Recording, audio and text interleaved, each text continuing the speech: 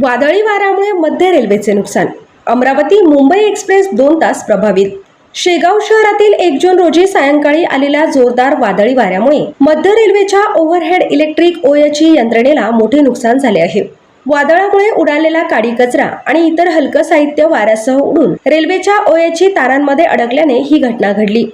याचवेळी गाडी क्रमांक 12112 अमरावती मुंबई एक्सप्रेस या मार्गावरून जात असताना तारांमध्ये अडकलेला कचरा गाडीच्या पेंटोग्राफमध्ये अडकला. त्यामुळे पेंटोग्राफचे नुकसान झाले.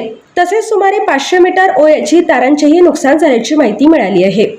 घटनेनंतर रेल्वे प्रशासनाने तात्काळ दुरुस्तीची कामे हाती घेतली. संबंधित इंजिनचा पेंटोग्राफ खराब झाल्याने गाडीला दुसरे इंजिन जोडून पुढील प्रवासासाठी रवाना करण्यात आले.